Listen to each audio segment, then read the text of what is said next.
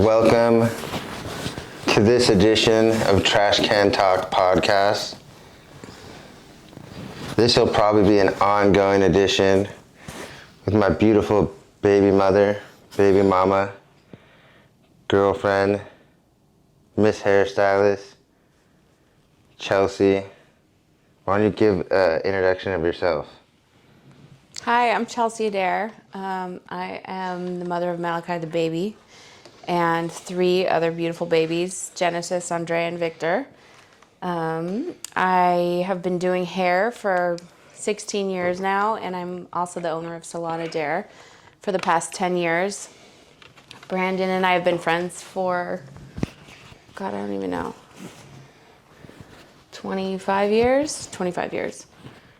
And we've been together for the last about 3.5, 4 years. So that's We're on a workcation, somewhat of a workcation. So we're in Orlando, Florida. We're at the Marriott. World something. The World something Marriott. And how did we meet? Why don't you tell them how we met? We met in middle school. Right. I was the guy that moved from LA to San Diego. I think I moved there going to like Oak Crest. So we've been friends since we were little kids. And I'm trying to think. What else? Do you want to tell them the background of us, or do you want me to tell them? All right, well, I used to have like a huge crush on Chelsea. Yeah, until now. It changes once you have a kid. When I was really little, I had a huge crush on Chelsea. No. It was like borderline obsessive at a certain point. What else? But at the time I had a boyfriend, so we never really got together. We spent a lot of time hanging out. We watched The Real World together.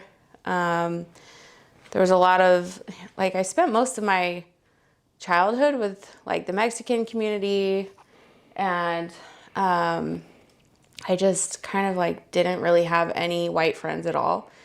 So Brandon was my white friend, and that was... I'm half Mexican, by the way.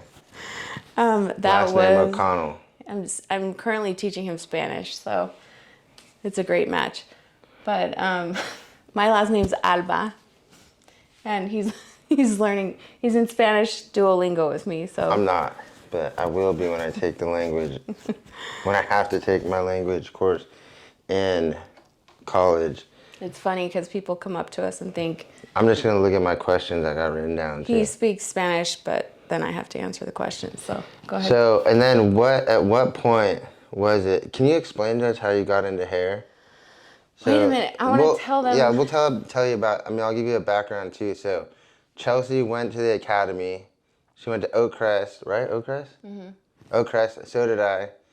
We both went to the academy. I made it to 11th grade. What grade did you get kicked out? I never got kicked out. I graduated. When did you get kicked out from the academy, though? I left because I was going to get in a fight. What year was that you happened to get that? Probably like, I don't know, 99?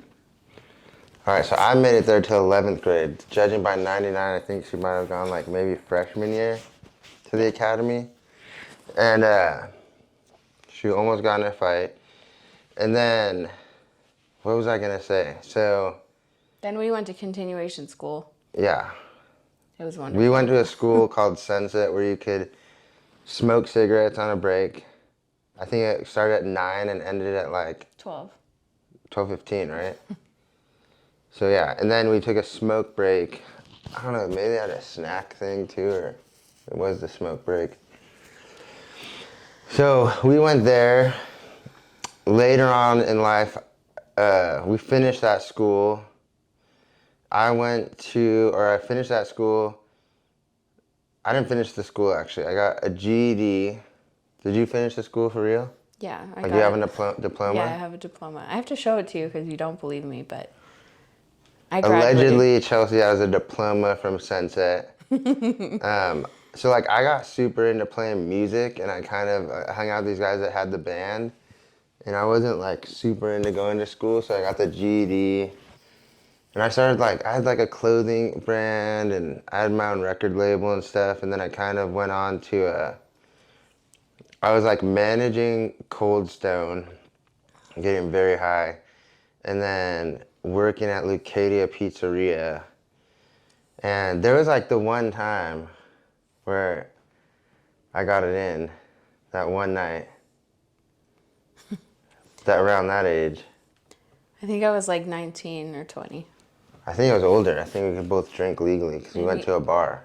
Okay, 21. Ryan Douglas came and Casey was there. But I was still going to Mexico. So, And so I had just come back from TJ.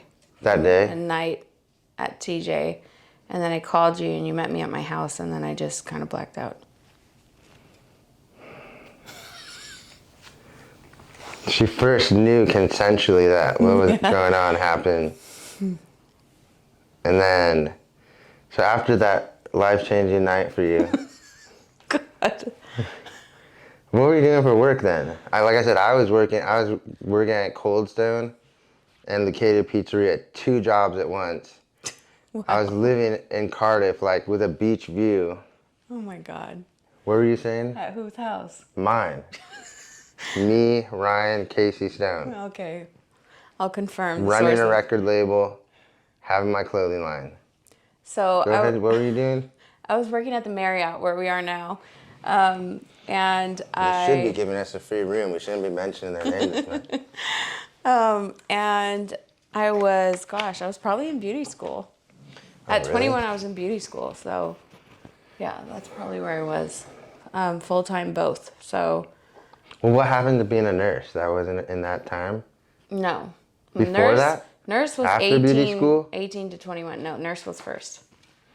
Yeah, Let's tell the people about this, about how we're going to go my whole life. Right, well, you are Miss Hairstylist, so we got to know, like, the background of, like, how you became Miss Hairstylist. We know that you went to Sunset after you got kicked out of the San Diego Academy. Allegedly, you have a diploma, and you had the most life-changing night of your night. I never got kicked out. I was fearful that I was about to get kicked out, so I left anyway. You had the most life-changing night with me, but we want to go before that. Your life changes that night, before you became Miss Hairstylist that night. Okay. Go ahead. You want to tell us about how this became? So like a nurse. Okay, so don't skip the nurse. It's so as a kid, I grew up like my family forever, ever. Like I'm 4th generation hairstylist now, but in 1929, my great-grandma started the first beauty school in Southern California, Phyllis Adair's College of Cosmetology in Redlands. And then there was a fire there. I have all the newspaper articles. I should know the year. I think it was in the 70s. And she was super active in the community. The community was super devastated when she had the fire, and everybody did all kinds of fundraisers. The fire department came out, and I have a whole bunch of cool pictures of her holding fireman boots. They ended up rebuilding the school.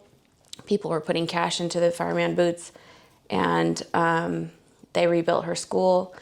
Then she had my grandma, Maxine, who ended up taking over the school and then eventually opening Maxine's Back Door, funny name. And that was a really hype salon back in, probably the 60s through the 80s. And then my mom, my aunt, my uncle all became hairstylists. My mom was a nail tech, and they took over my grandma's salon. I want to do a disclosure that this has nothing to do with what you might have seen on Pornhub, Maxine's Back Door. This is a separate... Poor grandma. Right? Just a disclosure, because you're like, what did you say about the name? Grandma's salon was Maxine's Back Door. Right, you got to give people this background. In the 80s, they had no idea what the back door was, right. Okay? So her salon, you had to go in the back door to get into the salons. Very different than what you'd think these days. Gross, babe. So that was the family history. And then I ended up going to junior college just for prerequisites for nursing school. I tried to go to Merritt College for nursing school, and then I did my enrollment. I tried to join the Navy. I did everything I had to do to be a corpsman in the Navy, and then right before boot camp, my brother went before me, and he told me not to go. He's like, you're not the type to throw up your nose in the gas chamber. This isn't for you. Just go to beauty school. So that's what I did. Okay, and then so beauty school, did you finish and go straight into the salon? Or it's interesting that we're doing this interview because we're at behind the chair. So this will be like this is like the first in-depth interview that you're gonna have about this, and everyone's gonna learn about your life. So round one, guys, stay tuned. But you finish beauty school. And beauty school was hard. My mom was dying on hospice. There you go. During beauty school, like at 48, she was diagnosed terminal with colorectal cancer. And so it was super hard. I was 23. No, I was 19 when she was diagnosed terminal. At 22, my brother had a fatal car accident. And then at 23. Fatal as in he killed someone. So her brother is still alive. Woody will probably be on the podcast. Fatal car accident. Brother accidentally killed someone. Yeah, he was sober. Somebody sober. ran out of gas on the freeway and they passed away. And it was super tragic. So there was just a lot of tragedy and trauma. And it was just my mom, my brother, and I. So it was really heavy struggle time in our life with a lot of sorrow and pain. And it was a lot to overcome at such a young age. So. And what did it look like? So it's like you're taking care of your mom. You finished beauty school. Were you cutting hair? Were you only taking care of your mom? So I didn't get kicked out of high school, but I did get kicked out of beauty school because my attendance was really bad. Right. So I think I might have got kicked out twice. So instead of 9 months of school, it took me 13 months. Like any excuse of like my mom's in the ICU, just doesn't matter. So they literally take a black trash bag, put all your stuff in it, and tell you to come pick up your stuff, and you're done. And all your money, everything that you've invested. What school is this? Oceanside. You guys are the worst. That is the worst thing to do to people in school. Fuck you, Oceanside. Oh, stop. Are they still there? No. Fuck you guys. I hate people that do that shit. Yeah, it was Put painful. people's things in black bags. Yeah. And kick them out. Yeah, it was painful. You know, it was like, it was the hardest time of my life, and it was really hard to go through that at that age, not really understanding, like, what am I going to do when my mom dies? But even worse, to be like, we just don't care. So, I don't know. Everything has led me to where I'm at now. So, that happened. And then I finally graduated when I was 23. And by 23, 6 months after beauty school, I was pregnant with Genesis. So my mom was now on hospice at this point. They gave her 2 weeks to live. She lived 14 months on hospice. I was her caretaker around the clock. And I was pregnant, only 6 months out of school. So there was the next blow that was really challenging, scary, like just tons of unknown stuff. So what did it look like? Like, when did we start doing hair? What happened? Yeah, so I did hair like maybe a month or two after I graduated. I got a job at my mom's salon in Encinitas. She worked at this place called East of Bali. I'll give you background on our mom, and she could go in more depth, but she was a nail tech. She worked, does she still work near the pancake place? So yeah, the only memories I have of her mom, which will probably be similar to anyone that knows Chelsea or the kids, is that she was always at the desk at the nail salon. So like, if we were doing something and you had to get money from your mom, I don't know what you would go. Maybe to see her, just to see her. Yeah, And then and it's like she'd need me to go. I feel like she was always at the salon. I don't remember ever seeing her anywhere else. No, me either. But I would go before 5 o'clock to make a bank deposit for her, so. That's So when we Genesis were. is born. Your mom is on hospice. And Genesis had a very traumatic birth. Yeah, so my delivery was super painful. At the time, like, just crazy stuff. Like, her birth dad ran away. And then, I had a boyfriend, I got married, and he stepped in to be the father. The birth dad hung up on me when I told him I was in labor. And my boyfriend stepped up to be her dad. And then my delivery was like literally like, I don't know. I can't even describe the pain that I went through. It was like being hit by a car or pinned between a brick wall and a semi truck, and my tailbone snapped. It was like, I think 16 hours of labor and 6 hours of pushing. We don't know to this day if that's what caused her to have epilepsy, but she, at 7 months old, started having seizures every 8 minutes. So at this point, my mom's still alive.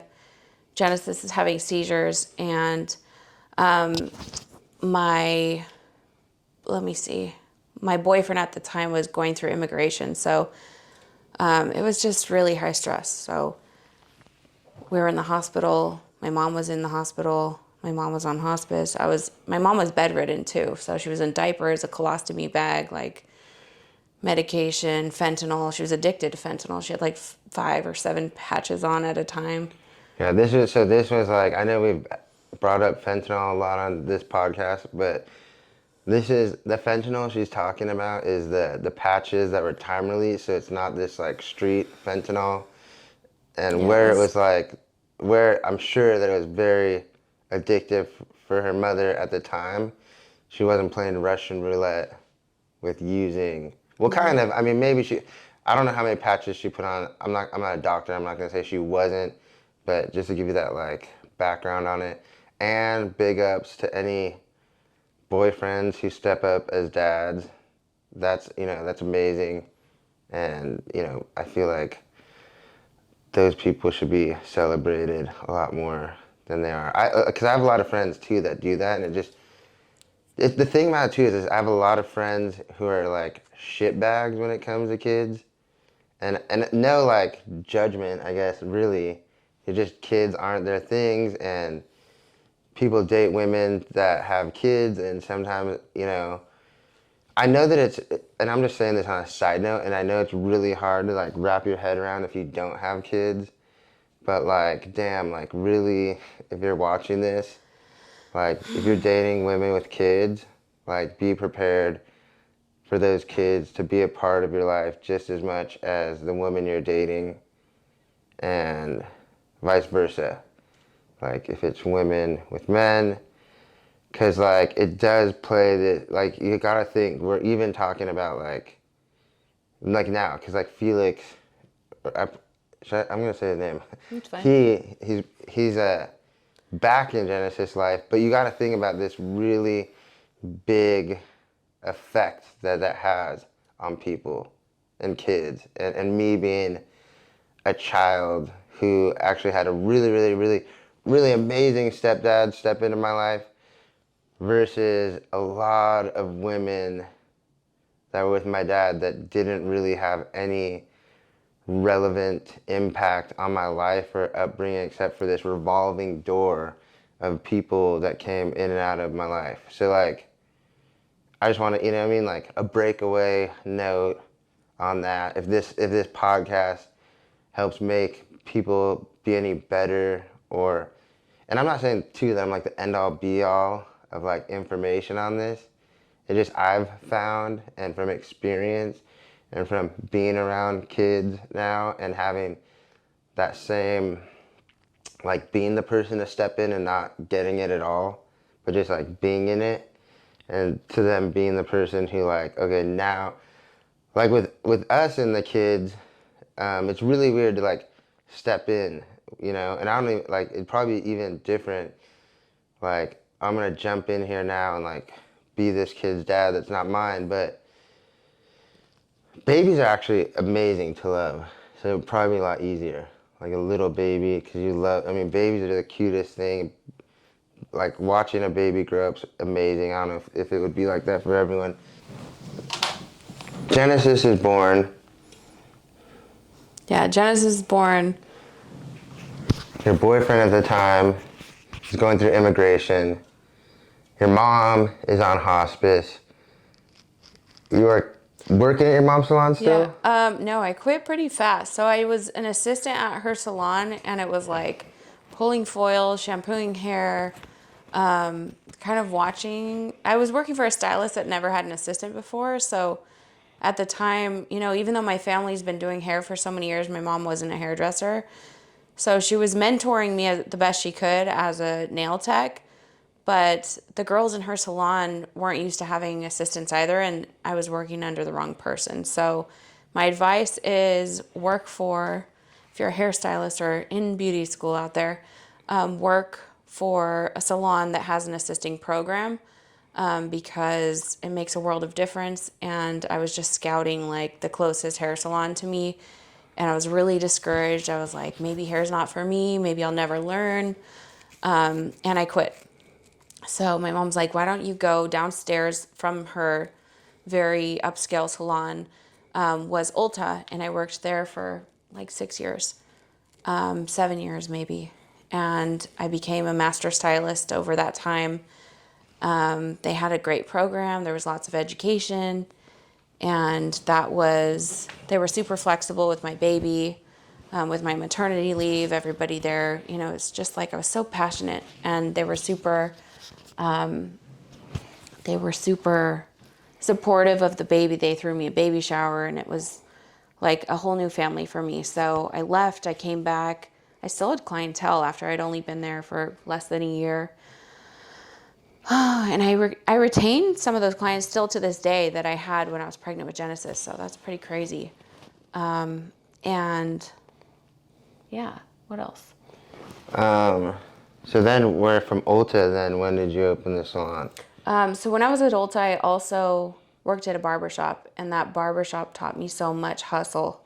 It was like, I've been a hustler since day one. Like, I watched my mom work 20 hours, but I was like, what could I do to make money faster? Some things I did got me in big trouble. Should I talk about that? Yeah, so I mean, look at here, also this. What are all the things that you hustled before you did hair? Starting from the beginning. Okay. School, babe, like kid. Okay, school. We're just gonna go over this hustle. Okay, first, I have ADD. I was a hustler too. I have ADD.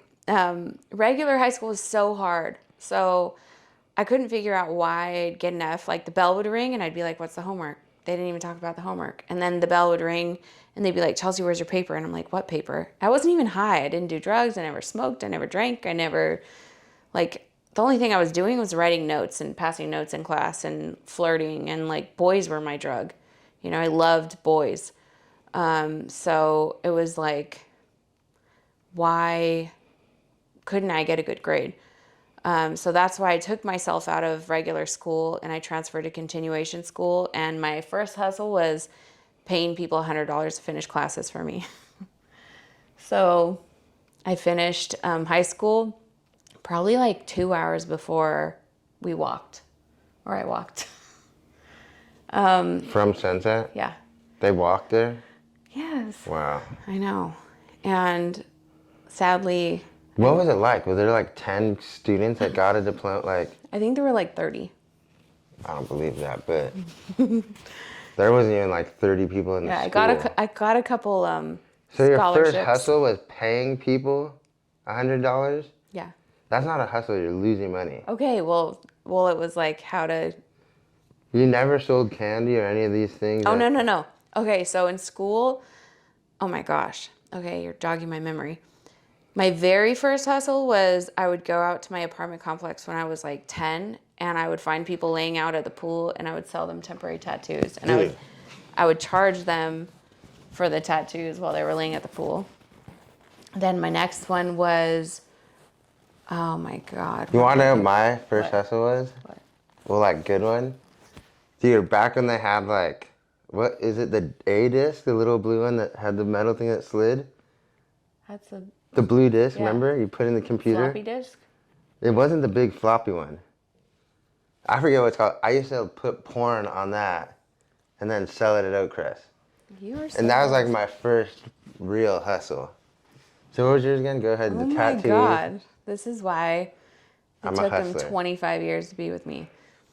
So the next thing was, oh my God. After the temporary tattoos, then I went on to, what did I do next? Do you remember? I don't know. Oh my God, there were many, but I'm trying to go in order. Help me. Temporary tattoos.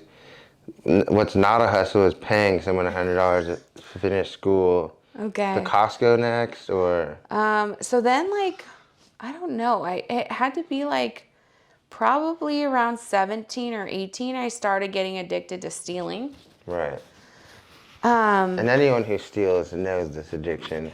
Dude, I couldn't stop. And I didn't think it was that bad because the people around me were doing much worse things. So I was stealing, like, my favorite thing was like Charlotte Russe. I'd steal underwear. I'd steal disposable cameras. I would steal not really a lot of makeup, but sometimes makeup.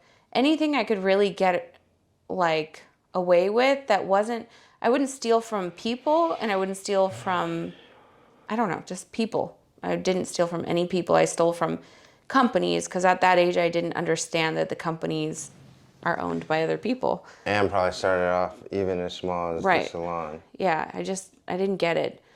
And it was such a strange addiction. It was like I was working for like these little tiny jobs that were big franchise or big companies, and I would like throw things in the trash, throw it in the dumpster, and have my friends pick it up. And I was like, I saw nothing wrong with it, but then I would go hustle the stolen goods, and I was like, God, what a shitty thing to do. And until, gosh, how old was I?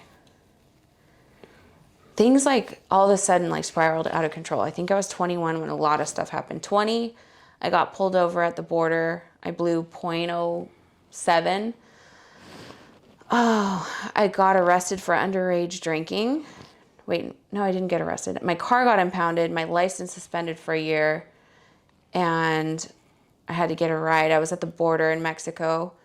That was one big terrible thing. And then I had to move downtown, start walking to work. I was a hostess, and I had to walk and walk and walk and walk. Like that whole year was just, that was like super like in my face, like get your shit together. And then my family had an intervention. I was dating a gang member from Mexico, and he was rough on my life. And then they threw me a barbecue and said, we're having this giant birthday barbecue. And I came to my aunt's house, and it was a family intervention with chairs in a circle. And I was really angry. But they put me into beauty school. I dumped my boyfriend. I moved to North County, and I got my shit together, and that was like, it worked. So that happened. And then maybe that was after I went to Costco.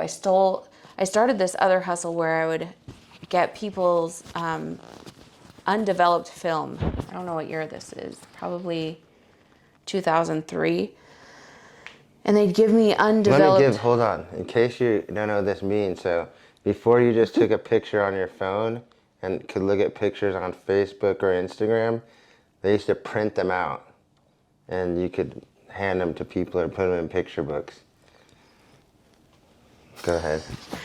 So people would give me their undeveloped rolls of film, and I would take them to Costco and turn them in, and I would say like, okay, at this time, like panoramic pictures, like long skinny pictures were popular. It was a new thing, and doubles and triple prints of pictures. And so nightclubs were really big. Everybody was just starting to take selfies, and my whole bedroom it was like wallpaper from like the top of the ceiling all the way to the ground was just like a collage of party pictures. And I don't know, I probably had like thousands of pictures on the wall, but it was so fun. And I would meet these other girls on MySpace, and we'd go clubbing, and we'd go to Vegas, and we'd go all these places, and I would get people's rolls of film, take them to Costco, only pick up the good ones, charge them the $40, and I would steal only the good ones, probably for like 2 years. And one day I walked in, I got all my groceries, I went through the line, paid for everything. I had the stolen pictures in my purse. That was at Costco. I didn't steal anything except the pictures. And I walked through, and the undercover detective was there, and he said, "Chelsea." And I was like, "Whoa." "Yes." And he said, "You're under arrest." And I'm like, "For what?" And he said, "Conspiracy for and theft." And I'm like, "Of what?" And he's like, "Open your purse." I opened my purse, and he said, "I don't want to humiliate you. I'm not going to handcuff you in front of all of these people, but go ahead and put the groceries in the car, or ask somebody to pick them up. You're going to jail." And I'm like, oh my God. Like, my mom has cancer. I'm going to jail, and I'm going to jail for pictures. Like, this is so humiliating. So that was the final straw of stealing. Like, I was completely done. I got booked and released the same day in Carlsbad. They didn't actually put me in jail. And then I went to court. I had the underage drinking charge. I had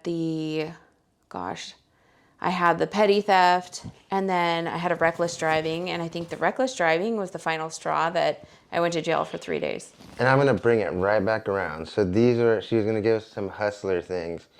Yeah, So these are some hustler things, but we're going to bring it back so it's like, it's cohesive. Yeah. I just went on a whole thing, just like, hey, what are 3 things that you did that were hustles? And now we're 10 minutes into that. So Ulta finished. We have, your daughter with epilepsy.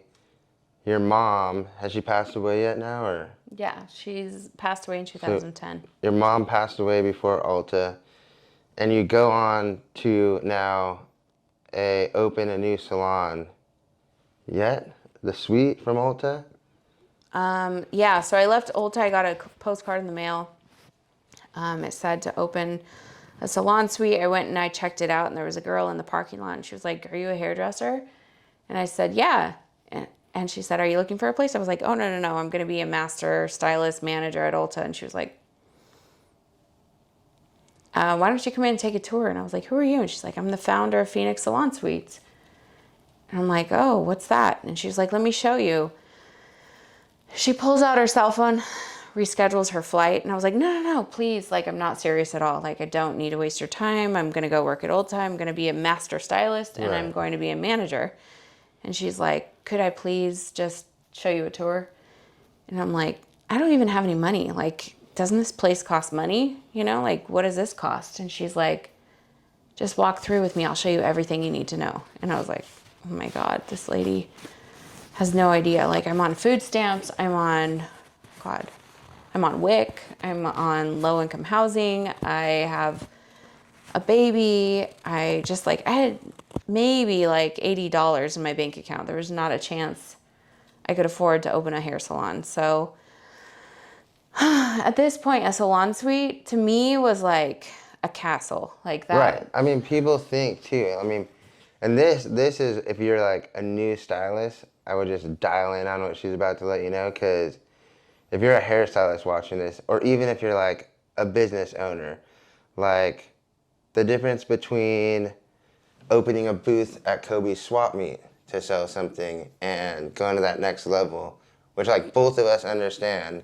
So just like, if you're watching this, listen to this across the board, because like if you're at the stage in your career too where you're opening a booth at Kobe's swap meet, open a salon suite, all this stuff, you're a business owner because you have an LLC and a tax ID number, this is where we start. So if you're like, this seems like the fucking castle to me. Yeah, so she showed me around, and it was like, oh my God, like the wheels started turning, and every bit of my life, like every minute of my life, my mom was like, don't open a salon. And I was like, why? Like maybe I'd be good at this. Maybe I need to be my own boss. I've always gotten written up for dress code or, for for everything. Like I was always getting written up. So I'm like, I'm a really bad employee. I'm not sure why. I just, I did a really good job when I was there. It was just like, I just needed to be self-employed. I'm a really creative person, and I'm driven when I'm in charge. So I took the tour. I went back to my station. I told all my clients, like, I can't believe this thing exists. I think I'm really going to do it. And my mom just died, and I think it's time for me to open my own salon, because that's what she said I shouldn't do. And probably within probably like 1 year after she died, I opened the salon. And what was it like? Did she give you a month free? How much was it? Yeah, so she said, I was like, what's the rent? And she was like, 3 months free. And I'm wow. like, oh Is this Gina? Yeah. We could say Gina. Gina is awesome. Yeah, she completely changed my life. Right. She knows she did. I can't thank her enough. It's I always hear about Gina. Yeah. It's great. She opened that door for me, and Jason, her husband, too. They just they saw something in me in the parking lot, and they were like, come in. And I was like, wait, you need a deposit? Like, I definitely don't have a deposit. And like, I wanted to do everything they needed, and I wasn't there to rip anybody off, but she was like, you don't need a deposit. And I'm like, oh my God, like, what do you mean I don't need a deposit? No, absolutely. Just move in. And I'm like, okay. And it's not like they weren't hurting. Right. This was probably their 7th location. Now they have over, I don't even know. When I left, there were about 250 locations, and that was wow. 8 years ago. So I'm sure they're doing much better than 250 locations. But she started her own color line, her hot tools, and maybe a year after I worked there, she came to me and said, I want you to be the artistic director of my entire franchise. So she gave me a job traveling all over the country, teaching creative color and teaching how to formulate and the chemistry behind the color, which also helped me develop as a hairdresser and know what I was talking about and work with other talented artists, and just completely changed my whole perspective of what was possible. And my career just started exploding. So 1 year after I worked there, I was like, everybody was just rolling in with strollers, wheelchairs, grandma was coming, auntie, everyone was bringing their sister, the salon was booming. And I was like, I'm doing something right. And I was like working like 20 hours a day. Like, not much has changed. Not much has changed. Go ahead. But now I work 3 days a week. At that time, I was working 7 days a week. So 3 days a week, she gets in about 60 hours. True. And so that was crazy. At the 1 year mark, I was like, let's knock down the wall and make it 200 square feet. The first one was 100 square feet. It was very small, one station. I knocked down the wall. I didn't know how to run business at all. Like, I had this amazing mentor, Melissa from Salon Centric, and she would come in and take me to Starbucks and just teach me about the business and, congratulate what I was doing right and just like veer my career. So, so that was the salon suite. And then I forgot to tell you, when I was working at Ulta, I was working at the barbershop where all the other hustlers were. There was like 13 girls. Oh my God, 70 haircuts a day per person. It was insane. We'd work like 12-hour shifts and just do like 3-minute fades. And then every hour on the hour, they pass around this total just to let everyone know where they're at. And it was super competitive. And I was sweating and shaking. And I was breastfeeding at the time. My boobs are full of milk and I'm trying to pump. And it was just insane. So I was working at the barbershop, but it taught me like, oh my God, like this is like, you could work like this, or you could work in this fancy salon, you could work at Ulta. Like there's so many options. And then what else? So now, I opened the salon suite. Then my old barbershop manager came in and said, Chelsea, I think we should open a salon together. My husband at the time was in barber school, just finished. And she just was like, hey, I really want to learn color from you. Maybe we can join up. I could teach him barbering. You could teach me color. And we opened up the salon in Carlsbad. And I was like, show me more, you know? So we toured this location in Carlsbad, and she's like, but the caveat is somebody's got to live at the location. So I said, okay, let's look.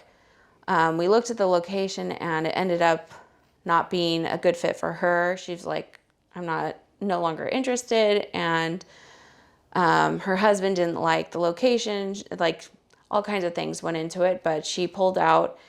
I ran my credit, and they were like, you're approved. Move in. And I'm like, what? I can put my kids upstairs and I can run a salon? Like, no more falling asleep on the freeway driving to Oceanside from Encinitas. And At this point, is there all kids are born? This point, yes, all 3 kids are born. So there's 3 kids now. Genesis, Andrea, Victor. Credits approved, moving in. Yeah, it was crazy. And so we move in, and I didn't qualify to like live there. Like, I was barely skating by to get in, and I don't know if they made a mistake or something, but they got me in. And Background on this place, a homeless man moved in there for 90 days, maybe 6 months. He never paid rent, so I think this place doesn't give a fuck. Well, that was like last year during COVID, but at this point, the property was like 6 years old, so it's very modern. It still looks new to this day. Like, it doesn't look like an old, tattered, rundown place. It's just huge parking lot. It's 4 stories. It's 2,750 square feet. So it was just like 2 bedroom, 2 bath, and 1,000 square feet for the salon. So I was able to open that up. My first year, I didn't even have an employee. I didn't know what to do. And, I was like just working by myself and trying to build out the salon. And, I had no idea. And then Melissa came along again, sent me to Summit, and they came in, analyzed the salon. And I can't thank L'Oreal Salon Summit enough for that, because it totally changed my life. We grew like 400%. Did they tell you how to do the blueprint in the salon? Yeah. With the space you had? Yeah. Oh, that's pretty amazing. Yeah, they came in, told me where to put the stations, to get rid of the front desk. It's a waste of space. Give me a podium, go on a iPad instead, get rid of the giant computer, and, have assistants, have a training program. They taught me everything. They were like, this is what's in it for you, the clients, the hairstylist. That happened then, like, what, 3 years ago or 4? Oh, no. That was like my second year open, maybe third year open. Because I remember you had like a seating area and a desk. So wasn't it just like one side? There was like, wasn't there a seating area? Mm-mm.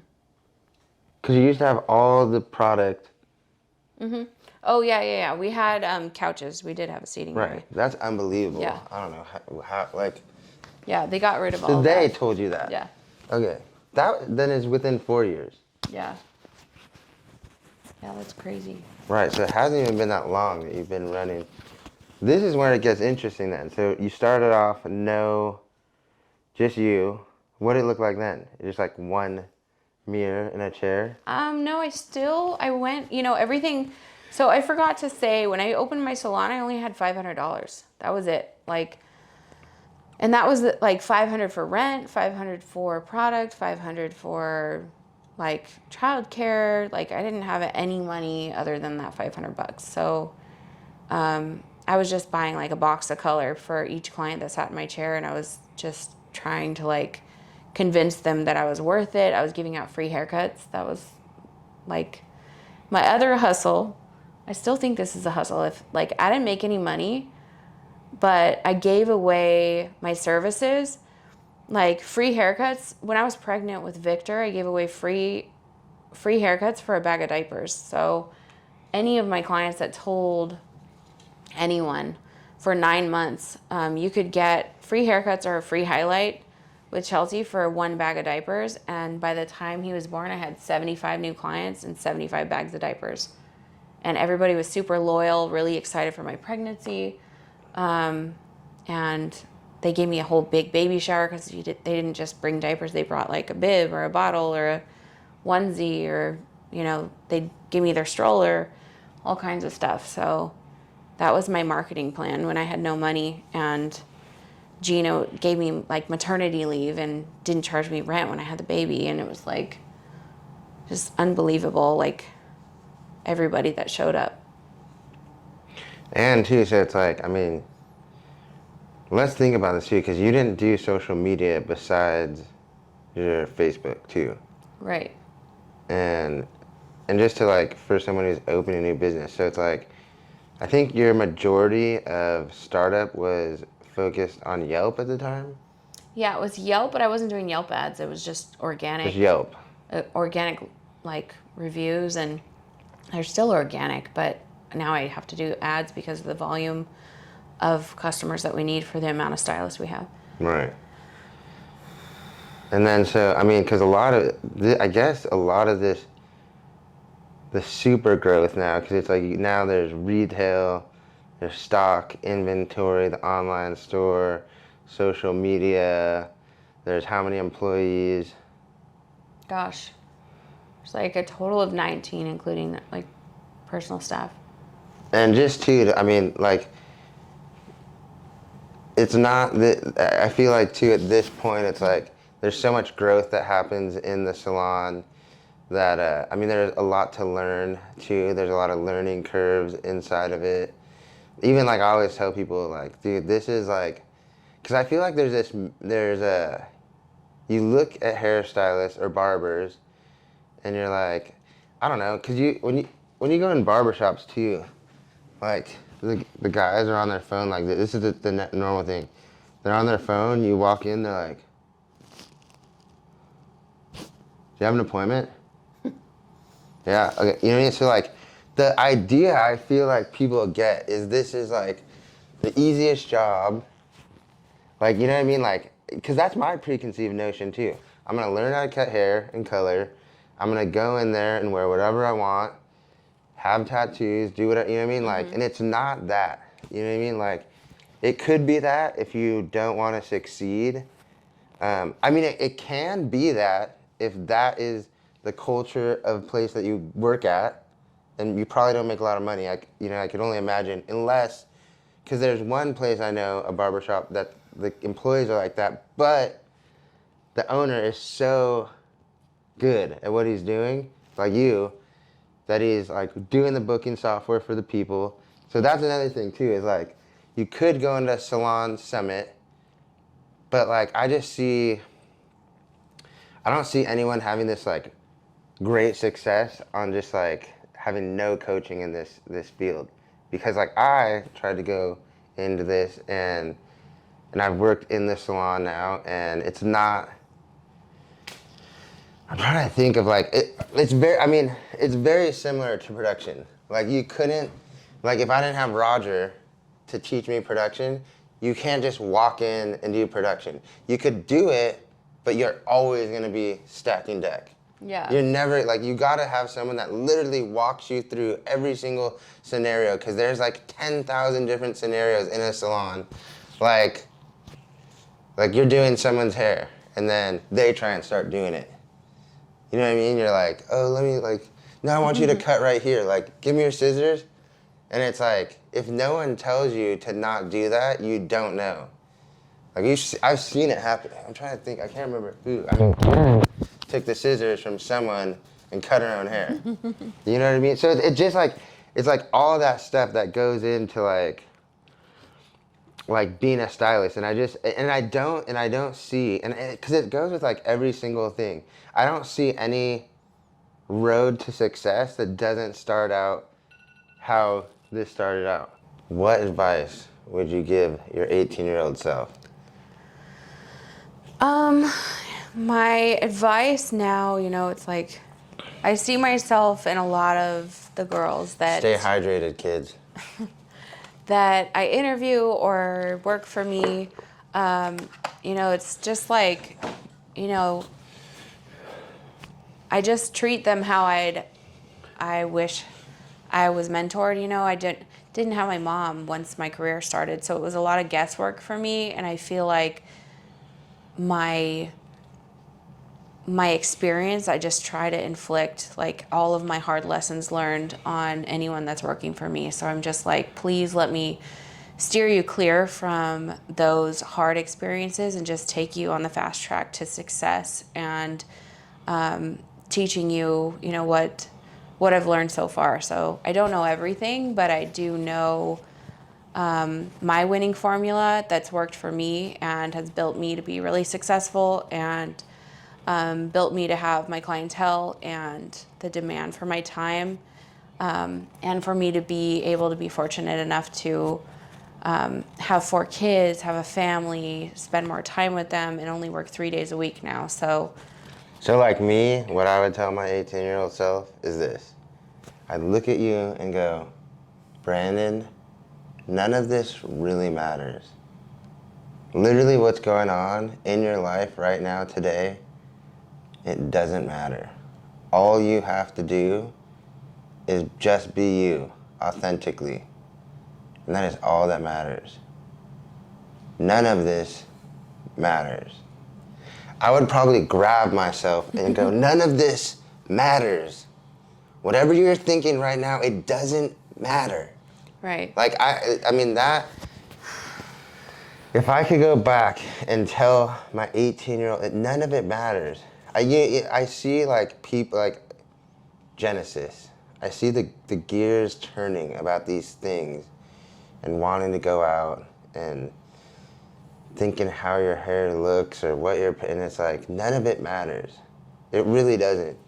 It's like, in the big scheme of things, if I was gonna tell it's like, that'd probably be it. But that's because it's me. And I know I was one of those same people where my gears are turning, and when I was younger, it's not that I cared what anyone thought of me, or there's a lot of like very high quality redeeming social values that I had as a young kid. But then on the flip side of it, it was like some things I really wrapped my head around and tried to figure out. You know what I mean? And I got stuck in a lot of trying to figure out things, or why this happened to me, why. Yeah. So if I was gonna say to my 18-year-old, just to give you an example, because I don't know what you were talking about, employees and all this stuff, but this is literally Okay, I have a better answer. Okay. So, to my 18-year-old self, like, I just, it's like, my favorite thing is, if it doesn't matter in 5 years, don't give it 5 minutes. And I'm constantly like saying things my mom said to me and, out loud. And I was like, gosh, I wish I had absorbed that earlier. And I wish was more comfortable in my own skin when I was 18, because my winning formula is being myself. So behind the chair, when I can be silly and giddy and all of this, like, I'm allowed to be myself because the clients give me permission to act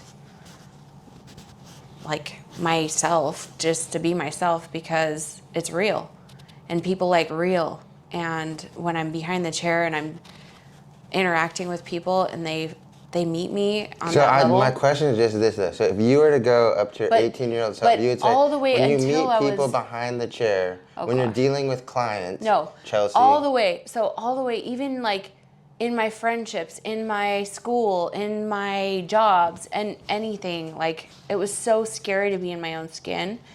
And then, like, I don't know, like, if I had clicked that on earlier, if life would have been completely different then. But it was just like, my skin felt so terrible. Like, I couldn't even be white. I was Latina. Like, I never ever was white. I couldn't be Latino. It just depends. So like, Chelsea always likes to make fun of me, you know what I mean, about this, but like, just think, so like, I already know if you're Mexican and you'll identify with this. So when I lived in LA, it was way more, so I lived in LA in Burbank. There actually wasn't a lot of Mexicans in Burbank when I was really little. I had 2 friends, they were both Mexican, Edwin and Ramon. Edwin lit a lighter and sprayed WD-40 on it, and we burned down a tree, and I never saw him again. And Ramon used to, when we walked to school, he'd want to break into cars. And I was just like, dude, these guys are the worst.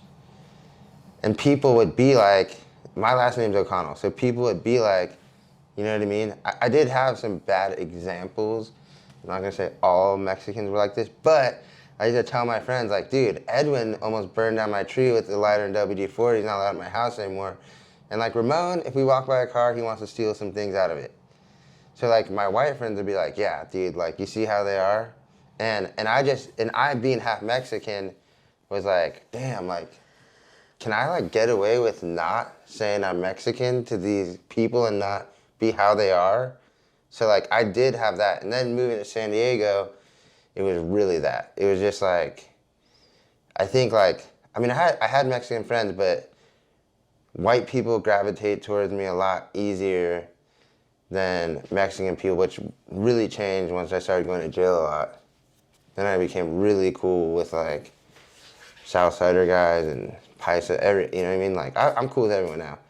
But gravitated more towards that. So I mean, I understand like the other side of it. And I know, and you know, being in San Diego, when I moved there too, I mean, now I feel like in California, Mexicans like almost like white, especially in LA. It's not like, LA is just like Mexican, white. It's like so many Mexicans and whites together. But when I moved to San Diego, it was definitely like Mexicans and whites. So that's why I always was like, well, if I could just get away, like if I can just get away with being like, hey, I'm white, my last name's O'Connell, I wasn't gonna go into that like, oh, let them fuck with me for being Mexican, because I was already way different. I thought way different than everyone. I was way different from people moving from LA. I'd already seen way more things moving from LA to here than most people would see growing up in San Diego. Yeah, I like coming from kindergarten, like the first kid that made friends with me was Mexican. The first kid that like made fun of me was white. And I had like just didn't let go of that. My feelings were hurt. I was super sensitive and I was like, I'm done with them. This started when? Kindergarten. So I'm still friends with the one that gave me a cactus, and that's Daisy. Thanks, Daisy. And Chelsea, since kindergarten, still holds on to everything that happens to her that anyone does. So like if you're friends with her or you know her, she keeps a fucking ironclad journal of things. Don't. And if something happens that reminds her of something that makes her mad, she immediately will still be mad at you for that thing, and she'll actually build on.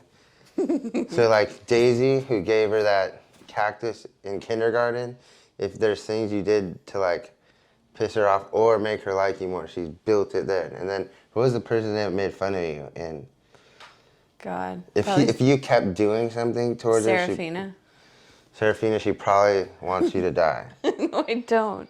And no, I don't. Okay, so now this one right here. I would have to think about this too. This is like a hard one. So the 3 most influential people in your life and how they impacted you. I know one, but go ahead and say what you think. My mom. Yeah, that's what I was saying. So like, how did she impact you? I think, so this is weird too, because if this was, you're gonna say yours, I'm gonna say yours, then you're gonna say why. So if you asked me this 6 years ago, before I got sober, it'd be different. But mine too is my dad. And I kind of just recently realized it. So you, your mom, and then mine will be my dad. And then it wouldn't have been that, like I said, if you asked me 6 years ago. So you, why? I just watched her go through tons of struggle and overcome everything. And it's like, she didn't make excuses. And if she did, it was just like, she put on her like boxing gloves and like bashed every problem that was in front of her and kept going. There was no room for failure. So it's like, it gives me little room for excuses in my world of like when I was little, there was lots of excuses, you know, you're little, but then Like my clients like smashed them out of my way or like laughed at me or heckled me or was like, dude, that's bullshit. You're fired, you know, like I'm not dealing with your dumbass traffic excuse or your whatever, your babysitter's not there yet. Like, and it just kind of like caught up to me. So then I went into like, gosh, you know, my mom overcame everything. Like she worked with cancer. She, you know, volunteered with the homeless. She let people detox on our couch. She rescued, you know, injured animals. Everything she did was like Mother Teresa kind of behavior. And it was just like, she was everything I wanted to be in my life. So she was the kindest person I know. She didn't have any enemies. If she did, there was probably a misunderstanding, but it was like everybody, there were two people she didn't get to make amends with before she died, and I ran into them and I got to make amends for her. So that was really special, but she was my superhero and still is. And I think, you know, it's like she had more wisdom, she had more knowledge than anybody I've ever met in real life. And same, like her clients, her friends, everybody that I'm still involved with that knew her still says the same thing. It's not just my biased opinion of my mom, but she's just like, God, she died too soon. She was such a valuable person for the world. So, I mean, mine would be my dad, and it's everything that he taught me when I was like very young that I just like apply now. So it's everything. I can't. My dad used to always say this too, and this literally saved my life. But he would go, know who someone is and act accordingly. And I feel like what that translated into me in my whole life is that I didn't ever have to like get mad at someone, really hate them. You know, like when I started running my own businesses or working things or hiring people, I didn't have to fire someone or like not like how they worked. I could like, if they just did this one thing good, then it's like, all right, you just do that one thing and I'll do all these things around you. At least, you know, because when you're running a business, you can literally do everything. You know what I mean? Like when you, and you know this, but like when I was running the vape shop on Brandon Maple, I mean, I woke up, every day, I swept and mopped the whole thing, front to back. Then I cleaned the glass cases, and then every day I picked up every piece of merchandise, I cleaned under it, I put it down. I mean, that was like when it was new. But I did that, like, so what would happen is, as time went on, I stopped cleaning the piece under things, you know what I mean, in year 2 and year 3. But like still, every day, swept, mop, and you could do everything. Like, if someone went to go sell someone something that was working for me, or when someone was working there and they didn't sell it, and I noticed, I took over. And I'm like, here, let me see this. Like, here, let me show you. You know what I mean? So like, you could wear all the hats, but like that one thing my dad taught me is like, know who someone is and act accordingly. It always like played such a huge role in my life too. And then it's like too, because with me and friends that some people like, I think this is what kept me from having this. I feel like still today, no one's ever fucked me over. Just because of that though. Because like, if I'm friends with someone and I know they steal from people, if they steal from me, I did that. And if I'm friends with someone I know they steal from people and I know they steal from people, I put all my stuff away when that person's around. You know what I mean? Because like, it just, I don't know. I mean, that has been like the thing in my life that has just always just saved me from any pain, heartache, anything. It's just know who someone is and act accordingly. And it just like, he used to always say that. There's a couple other things. Like one thing is he like, when you walk by somewhere that has like an alley or a door, he's like, check it, be aware. And that's been like, when I was homeless, that was another thing that kind of, I was like, when they talk about stay ready, so you have to get ready, I mean, progressively, I became more and more and more and more and more and more and more and more and more and more that person, just like going through life. But now you can go for person number 2. So your mom's 1, Gosh.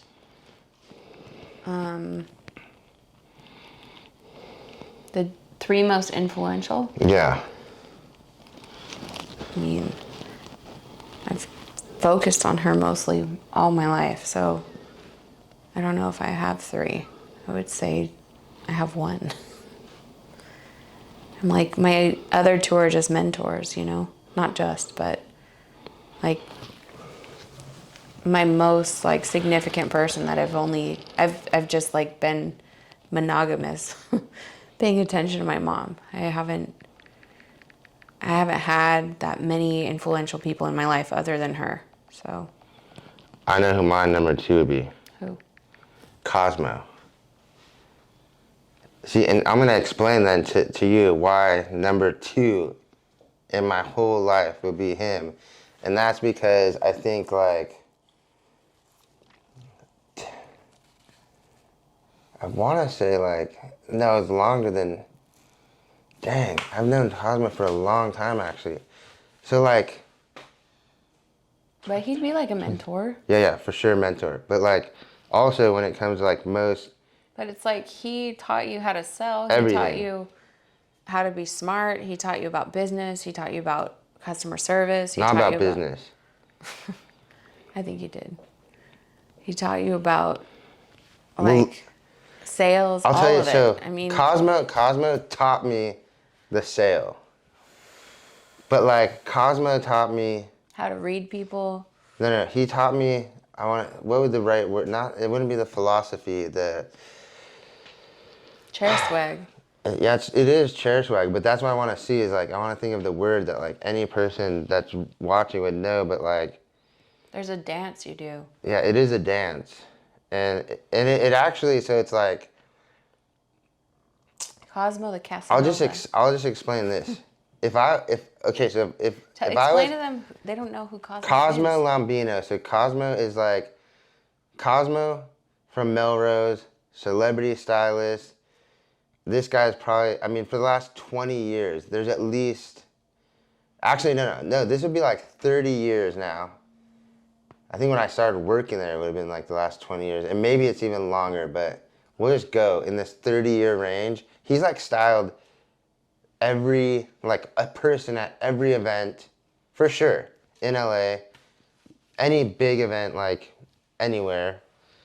Probably styled like if you go to Burning Man, you probably see like hundreds of people he's styled. I mean, so like he's just like up there, you know. And the best thing and let me go back to this. So if I was gonna sell you a car, you know how I'd sell you the car?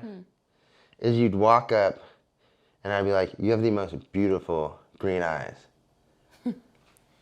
Like, you probably get anything you want." You know what I mean? Like, and then we would go to look at the car, and then you know what I mean? Like, I would do, like, it depends on how in there I can get, but like, oh wait, why are you coming to get this car today? Like all that, like just everything, because it's like, and that's where I think hairstylists get that, where you get that sales and everything that you get being a hairstylist is because you're making someone beautiful, and that's what we did. So like we sold clothes and wardrobe and everything, but it didn't matter because like the next business that I did was the same thing. Like, so when people would come in to buy a vape, I remember this one guy. He was like the worst customer. And he was like really bad. So here's another thing about Cosmo. If you come into Cosmo's Glam Squad and you want to shop, you're spending $5K, $10K, $15,000. So like this guy would come into my vape shop and I would sell him things and he would try to return them. And this guy was known for doing this in the area with the vape shops. And I used to do martial arts. So I grew up always doing martial arts. And it's like I find the one thing with people. This is what Cosmo taught you? Not really. I mean, he did teach me, but then it's like, how do you use that in a new setting where I don't get to touch people? Not all the clients are like women or people into fashion. So if like the guys come in, they're into fashion and they really, you know what I mean? They still like the same thing. So like if a guy comes in and he's straight, he still wants to look good. He wants all that shit. And it doesn't matter who gives it to him. You stand him in front of the mirror, tell him like, damn, like this shirt really shows off your arms, and like these pants, like dude, your legs look fucking big. Like all that stuff, they still want it. So it's like, I was like, how do you do that? Now you're in a position like at the vape shop, and I can't touch you. I can't put something on you to make you look good. But like what I could do is like do the same thing. And so what I did is we had a vape bar, and then I had TVs up, and we put things on the TV, and it was more intimate. So like you could try flavors. So the same thing. It's like what I see, because Cosmo used to always say like, put that on them and turn them to the mirror and like enjoy the experience with them. So you're like, well, how do I do this at a vape shop? And it took a while. It was like year one was really bad for me at the vape shop. But I had it. I had the magic, and he taught me how to like build the environment too around this like egocentric human being, which I had to like now step up and take that. And I was like drunk as fuck all the time, but like this customer, his name was Matt. He was the worst, and I just like I couldn't stand him. He really, really, really disliked me the first couple times. He wrote a horrible Yelp review. We had all really bad Yelp reviews. I think they're still up. The Factory Vape in Glendale. So you could see like people like, oh, I went in here and the guy working there is like drunk as fuck, and he has blood, because I used to shoot up, and he's like, yeah, he has blood dripping down his arm, and you know, I didn't care. But this guy, so he came in, and I think he added me on Facebook. I don't think there was Instagram yet. And I go look at his Facebook, and boom, this guy's super into martial arts. So the next time he comes in, I'm like, oh, dude, like, you do martial arts? Like, and I think he did something weird, like, yeah, I do Shotokan, or like I do like Dragon Fury karate. And I was like, man, like, are you good at it? Like, just like, boom, like I had the in, and I was like, oh, I used to do jiu-jitsu, I used to train here. And like, we built that thing, and then he used to, and I think it was on Facebook, and it might have been Instagram. The Instagram for us was pretty heavy too, but I remember being able to see him do what he did, and then to be like, oh, dude, you're like the strongest guy at your gym, huh? Like, you're so good. I saw you throwing the punches. Like, I bet it hurts so much to get punched by you. Like, just like flipping the script and really getting in this guy's head. And it just like changed the dynamic of and he never, like, this guy was known for returning things to all the vape shops. And he tried it. Like, the first time I met him, he bought something and he tried to return it. And the second time he bought something and tried to return it. But like, we had that connection, and it just like, I built it from there. And I couldn't have turned to like this habitual, like, shitty customer into a good customer if I didn't know how to like connect. And that's like too, a lot of people see me connect. Cosmo connects with everyone, and it doesn't make sense. Mm-hmm. Cosmo connects with people who like hate gay people. Mm-hmm. You know what I mean? Like, and then not only does he connect, but he like really makes you think about like, you just hate someone for no reason. Mm-hmm. Like, now you're my best friend, but like, you know what I mean? So there's a lot of stuff. One of the times I've realized of coming across angry people is like, I love figuring out human behavior, and I do this. Yeah, touching people is always going to win. And then they look at me and I go, are you doing okay? And they're like, no. And that's when everything changes. And it's like, sometimes the people that I think I like the least are the ones I end up liking the most. And we have the longest years together. Like, my longest client I've had right now is like 15 years long. So, but in our first appointment, I probably thought it was our last appointment. I'm like, angry, mean. All right, so this one, since we're not going to do three, no. Chelsea only has one. My mom's a superhero. I'll save my third one for another podcast. What's one question you wish I'd asked you, and how would you have answered? Will you marry me? What would you have answered? I'll wait to find out. Wow. And then so like, this is a podcast, so you could tell our customers where... Our customers? our listeners where they can find you online. I'll add this all down in the description. Okay. I'm on Instagram under Mrs. MRS Hairstylist, and on Facebook, facebook.com/Mrs. Hairstylist, and salonadairstyle.com. And at Salonadair on Instagram. It's a salon, Carlsbad, 6894 Embarcadero Lane. And that concludes this episode of Trash Can Talk podcast. Thanks for watching.